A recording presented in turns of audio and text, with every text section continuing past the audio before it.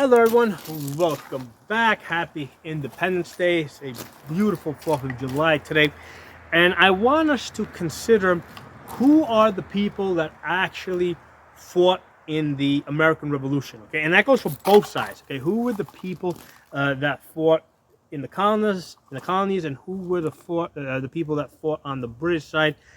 And you'll be surprised that it is not necessarily the people that you think it might be. Okay, so first of all, let's start with the British side, because people often assume that the British loaded up a ship full of British soldiers from the island of England and shipped them over here, and that's not the case. Okay, it was the British Empire, right? You guys, I'm sure you guys have heard the term "the sun never set" on the British Empire. Well, they were all over the place, right? So there was no reason why they would want to load up a boat full of soldiers from England and ship them all the way over here. Why, when they can just recruit from here, right? Because to the British, the colonists were British subjects. The people living in India were British subjects. The people living in Ireland were British subjects. Okay, so to the British, all these places that that were British colonies around the world, these were all those people there were British subjects, and they were quite comfortable in recruiting from those people. Okay, so it was the British strategy, okay, to recruit soldiers here in the colonies to fight for them. Okay, so even though some of the generals, right, or most of the generals would have come from England, and even some of the soldiers and officers, but lots of soldiers were actually recruited right here in the colonies. Okay, in fact, about a good chunk of those soldiers were black slaves, because what the British were doing is they were promising freedom to any black slaves that would fight for them. Okay, now the colonists were doing the same thing. Okay, the colonists also were promising freedom to any blacks that would fight in the American Revolution. And from what I heard in a history course that I took, right, about 15% of George Washington's Continental Army, 15% was composed of blacks that were fighting for their freedom. Okay, and I did not know this until I took this course. And the interesting thing that I further found out from this is, as a result of the brave fighting that those blacks did during the American Revolution, about half of most of the northern colonies either abolished slavery or had plans to abolish slavery as a direct result of the brave fighting that those black people did in George Washington's Continental Army. So 15% of those people were black. Now 50% of that of George Washington's Continental Army was composed of off the boat Irish people. Okay, so you had Irish people that were coming here, right? About 50% of his army basically coming here pretty much for the sole purpose of joining the Continental Army and fighting the British. Now, why on earth would they do such a thing? Well, at the time there was a famine going on in Ireland, and people were basically blaming the British for causing this famine, or not helping them, or But the point is that whether it's true or not, and I'm sure it's true, lots of Irish people blamed the British for people starving to death back in Ireland, and they came here to the colonies with the intention of killing British. Okay, they didn't come here because they saw Thomas Jefferson's Declaration of Independence and were motivated by that, right? They came here because they wanted to murder British. Okay, so that's giving us a lot of insight into what it takes to want to fight a revolution. Okay, so we've got half of George Washington's Continental Army, which is off the boat Irish that want to murder British, okay? 15%, all right, are blacks fighting for their freedom, okay?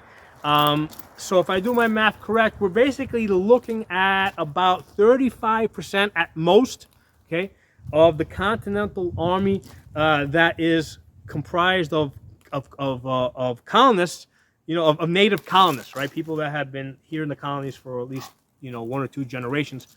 Only about 35% of them, okay?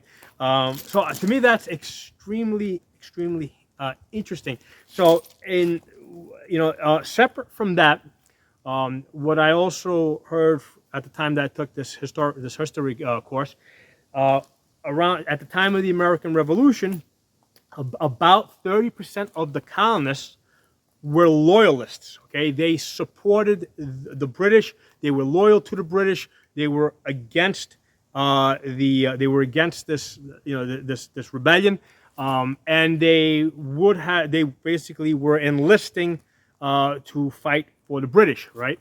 So again, that's 30% of the colonists. Okay, and at the end of the American Revolution, there were reprisals, right? Because especially in the New York City area, most of the people in the New York City area, they were like almost all loyalists, and they were kicked out. Okay, they were all sent over to Nova Scotia. Most of them resettled in Nova Scotia up in Canada, because they were reprisals. You know, I'm sure that it was not as nice as the history books record, where they just let them leave.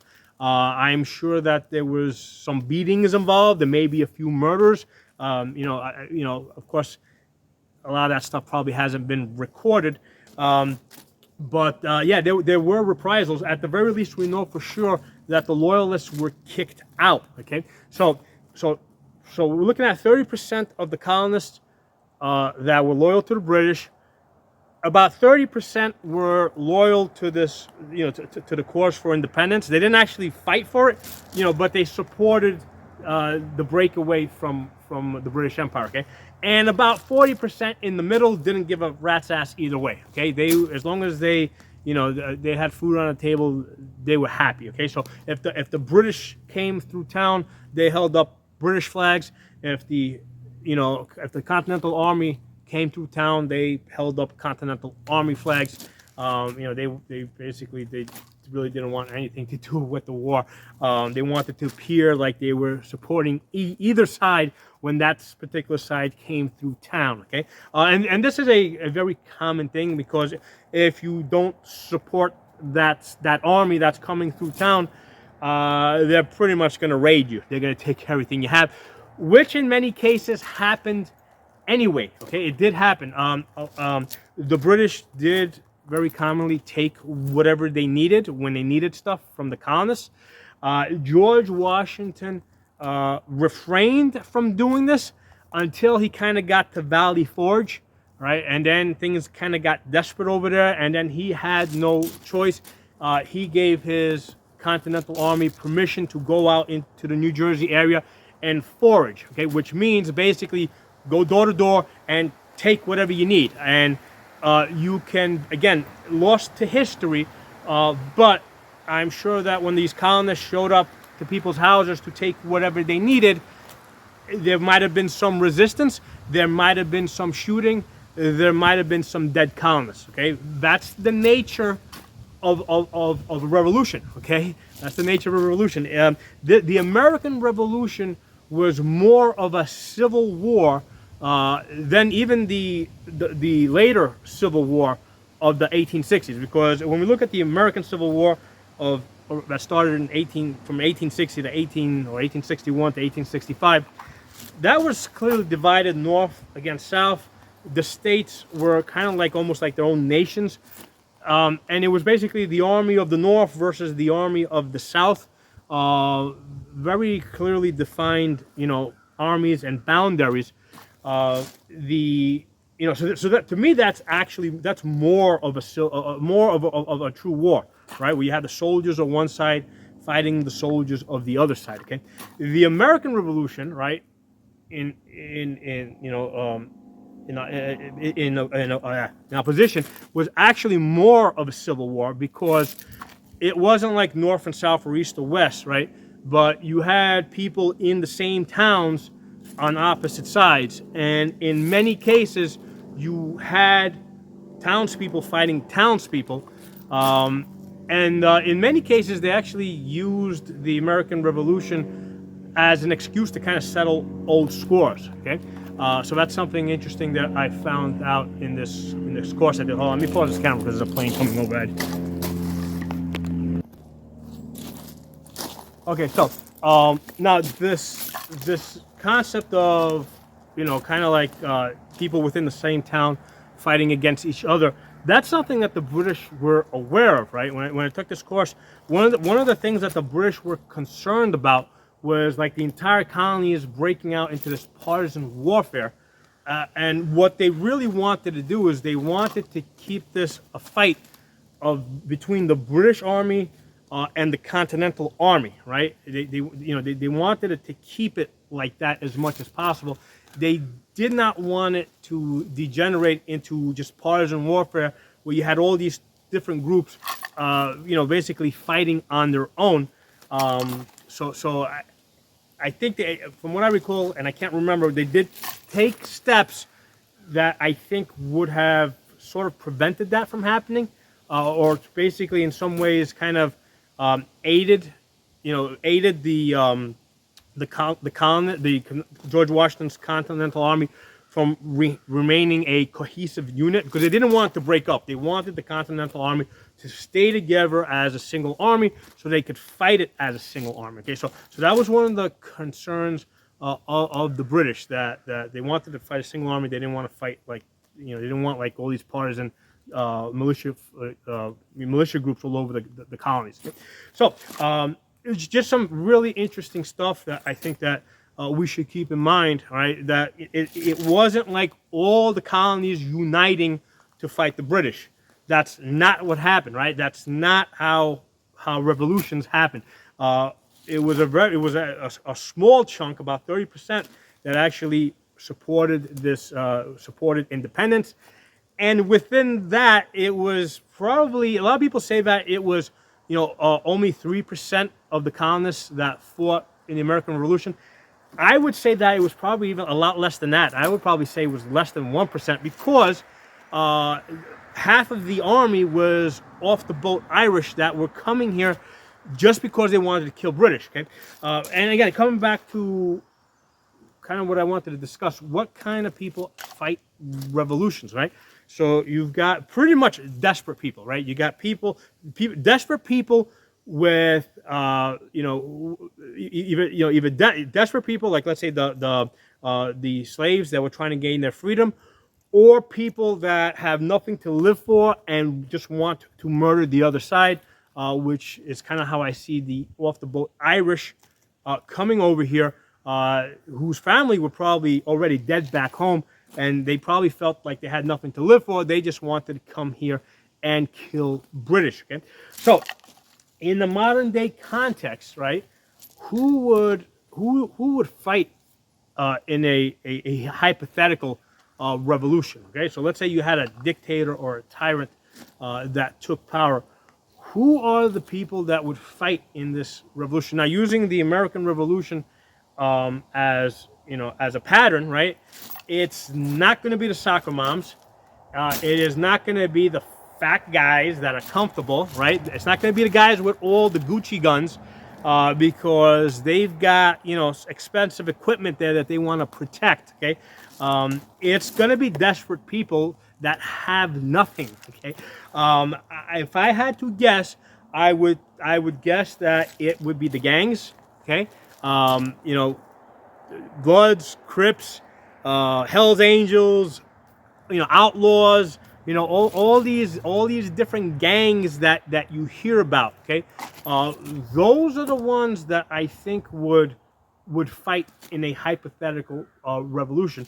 Now, people on the outside, they might support them, right? They might give them supplies, But I don't think that they would do the fighting just because they're not that comfortable. Okay, so you know, the only people that fight in revolutions, from what I can see, are desperate people, and you know, people that have nothing to lose, people that are very used to breaking the laws. Okay, and you know, and that's used to, that's your gangs, right? Those guys are used to breaking the law. So I have a very different outlook when I look at criminals. I mean, yeah, you know, if they're trying to hurt me or hurt innocent people, yeah, I mean, I hate them. They should be stopped and all that stuff.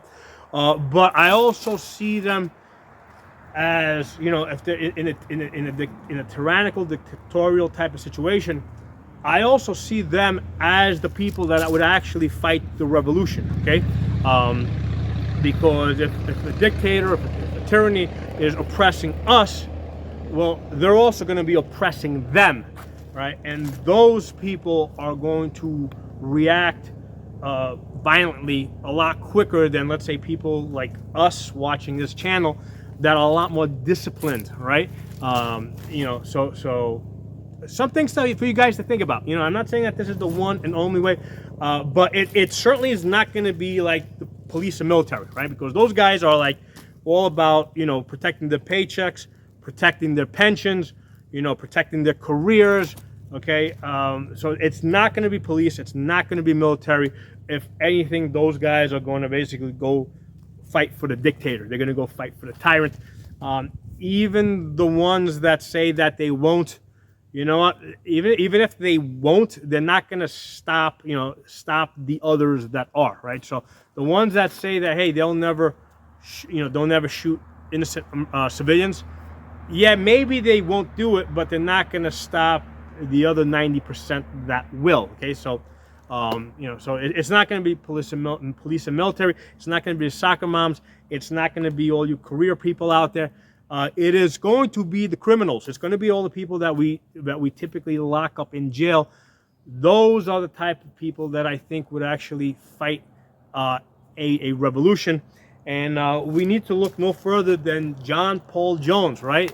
The father of the American Navy, right? The guy that is famous for saying, "I have only begun to fight." Okay, well, before the American Revolution, that guy was wanted for murder, right? And it wasn't for murdering, you know, some like British general. I mean, basically, it was just for murdering another innocent person, basically, right? So that guy was wanted for murder before the American Revolution. So look no further than John Paul Jones. Okay, that gives you a good indication of the type of people that fight that fight revolutions. Okay, and not just here, well, around the world, right? The people that fight revolutions are generally of the criminal element. The guys that are usually used to murdering, used to not break, you know, to breaking the rules, used to cheating.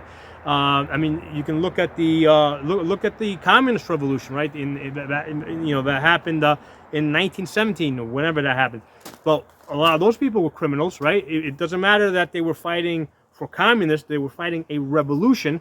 But I think you're going to see a lot of the same character, right? Whether it's people that think they're fighting for independence or people that think they're fighting for socialism.